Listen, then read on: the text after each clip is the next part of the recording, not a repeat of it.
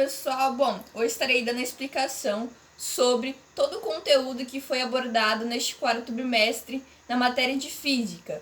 Estarei dando um breve resumo, mas que seja amplo e aborde os principais conteúdos que a gente estudou neste quarto bimestre, trazendo para vocês os exemplos que a gente tem no nosso dia a dia, nosso cotidiano no geral. E agora, dando continuidade à explicação, vamos falar o que são ondulatórias. Ondulatórias é a produção e propagação de ondas. Mas o que são ondas?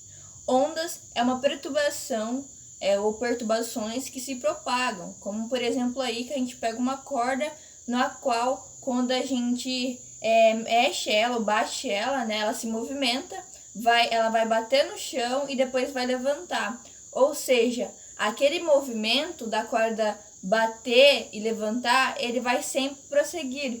Então, é uma propagação dessa onda. Outro exemplo que a gente tem é o som do violão, ou do violino, ou de qualquer outro instrumento. Como aqui, por exemplo, eu tenho meu violão. Quando a gente toca uma corda, por exemplo, aqui, ó. Enfim, as ondas, o som, ele vai se propagar e vai despertar os nossos sentidos auditivos. Então, é um exemplo também de onda. Dando continuidade à explicação, vale ser ressaltado e lembrado, destacado que as ondas, elas transportam apenas energias. Em hipótese alguma, elas vão transportar matérias. E outro detalhe elas possuem suas classificações. Uma de suas classificações que temos é as ondas mecânicas. As ondas mecânicas, elas vão precisar de um meio material para se propagar. Elas não se propagam em um vácuo. Temos, por exemplo, nosso cotidiano, por assim dizer, o ar, uma barra de ferro, um pedaço de madeira como esse aqui é um exemplo. O som, de uma forma geral, também pode ser considerado uma forma mecânica, pois precisa de um meio para se propagar. A nossa segunda classificação são as ondas eletromagnéticas, que, diferente das ondas mecânicas, elas se propagam por meio do vácuo, a aproximadamente 300 mil km por segundo. E também um detalhe que elas também se propagam por meios materiais. Esse é um detalhe que diferencia ela também das ondas mecânicas. As ondas eletromagnéticas, elas surgem da interação de campos elétricos ou campos magnéticos variáveis. Um bom exemplo dessas ondas no nosso cotidiano são, aí os sinais de celular, sinais de televisão, o micro-ondas e também ondas de rádio são grandes exemplos de ondas eletromagnéticas. Bom, eu peguei essa tabela para estar olhando e analisando, as oscilações em relação às ondas eletromagnéticas. Como vocês podem observar, quanto mais para a direita a gente observa, maiores as oscilações em relação às ondas eletromagnéticas, por exemplo, aí, da radiografia e os elementos radioativos, e também o Sol. E quanto mais para a esquerda a gente analisa, menor são as oscilações. Porém, em relação ao comprimento, que a gente mede o comprimento da onda em relação a cada crista, a distância de uma crista a outra. Como vocês podem ver, quem está mais para a esquerda possui um comprimento maior e quem está à direita, as cristas são mais juntas, ou seja, o comprimento é menor.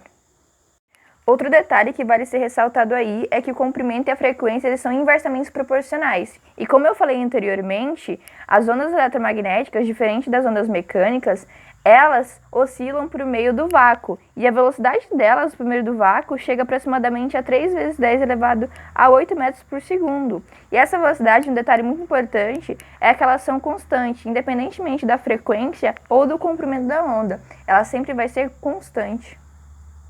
E um dos cálculos que é utilizado para a gente estar fazendo a conta da propagação no tamanho da velocidade, o valor da velocidade dessa propagação, dessas ondas, é necessário a gente multiplicar o comprimento vezes a frequência. A fórmula vai ser V igual a A vezes F. Então, para deixar claro aí, a fórmula que a gente calcula mesmo a velocidade dessas ondas, uma das formas.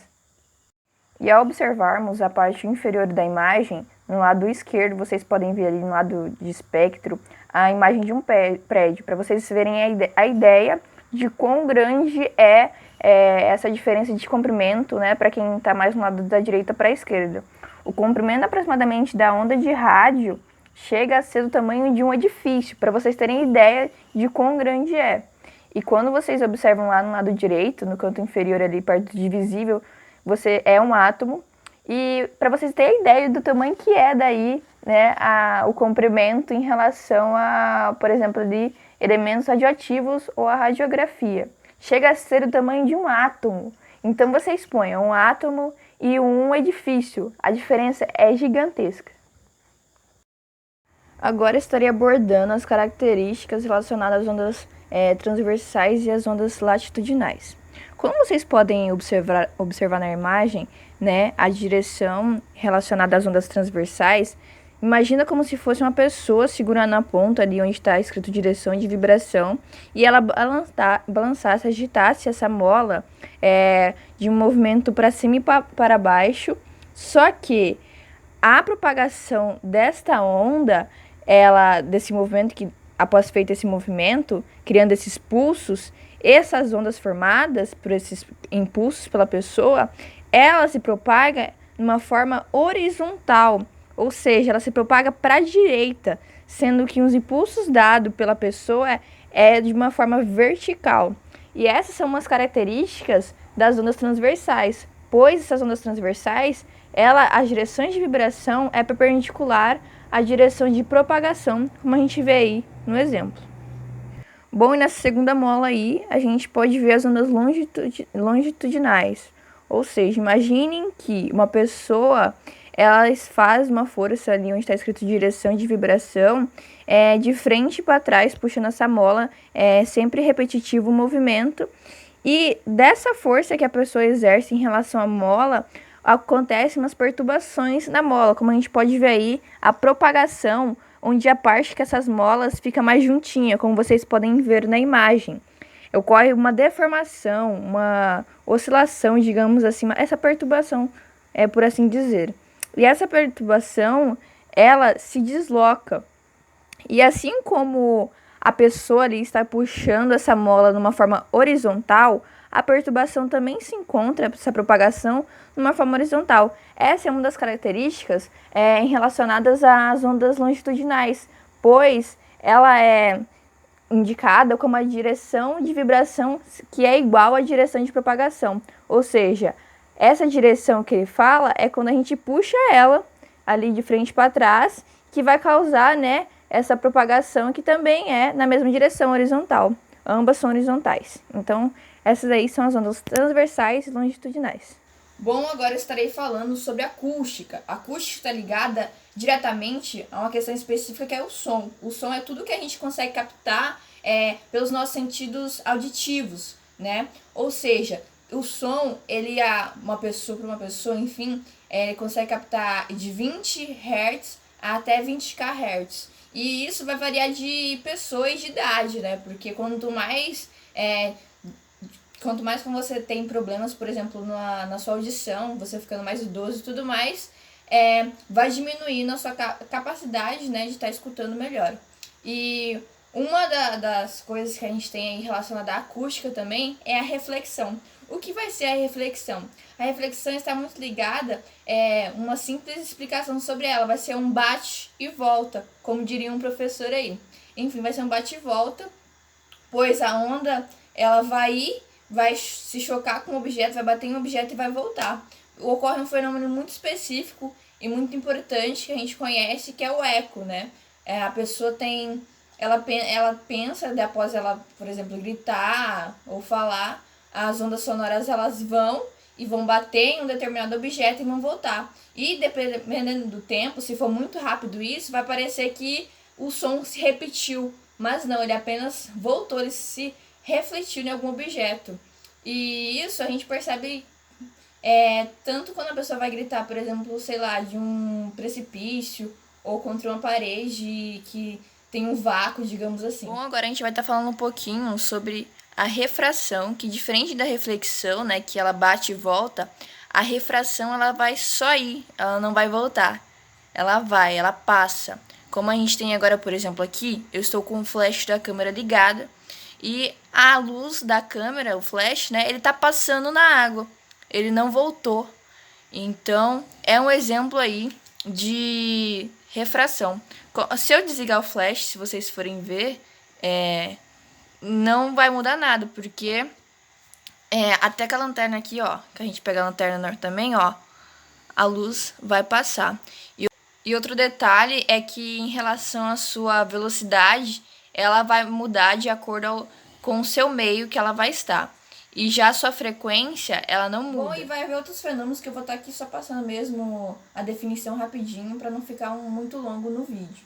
Temos também a interferência, como o próprio nome diz, interfere ali no som, por exemplo, quando a gente está escutando rádio. Aí a gente não consegue colocar na rádio correto, ou senão uma rádio ela cruza com outra e daí acontece uma interferência, ruídos e tudo mais. Esse é uma interferência. E quando essa interferência ela aumenta a amplitude, se chamamos ela de interferência construtiva. E quando a amplitude é baixa, a gente denomina como interferência desconstrutiva. Então esses são os dois termos aí em relação à interferência. Temos também a ressonância, que vai quando a gente consegue um aumento da vibração de um determinado sistema, quando a gente consegue a excitação dele e de acordo com o seu ritmo específico.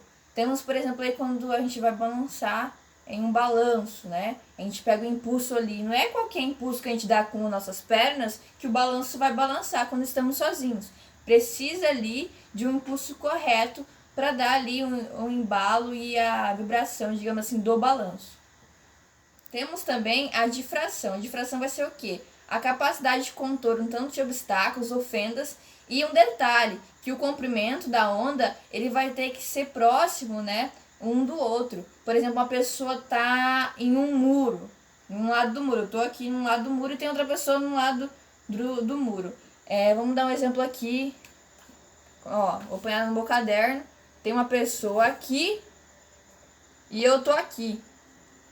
Quando a gente fala ou faz alguma coisa, né? O comprimento, ou seja, a onda, ela vai passar por cima do muro, né? Esse vai ser o comprimento ali da sua oscilação, né? Digamos assim.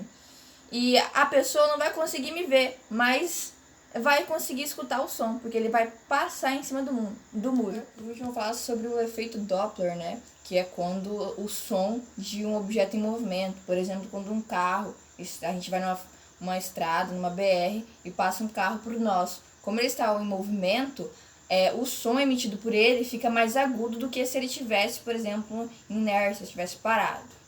Bom, a óptica geométrica, eu vou estar falando agora um pouquinho de uma forma resumida, a parte da óptica que estuda, né, a propagação da luz por meio da luz e abrange alguns princípios ali, alguns estudos como a propagação retilínea da luz, a reflexão, refração, como eu já havia dando uma explicação lá anteriormente, espelhos, lentes, por exemplo. E além dos raios, né, as fontes primárias que a gente pode considerar o sol, ou se não, por exemplo, também uma vela acesa, existem também as fontes secundárias, que se refere à luz. Mas também tem outras classificações também ainda falando sobre, né, a óptica geométrica, que possui umas fontes luminosas extensas. Um exemplo disso é quando a gente pega as duas dimensões, né, comparado a duas dimensões, por exemplo, um objeto, ele sendo iluminado. Como aqui, eu peguei um exemplo de um livro, como vocês podem ver aqui, e quando ele é exposto a uma luz, que eu tô com uma lanterna e eu acendo ela, a lanterna, a lâmpada acesa no caso, ele é iluminado o livro, entendeu? Então, é um exemplo também de óptica geométrica, mas com fontes mais extensas.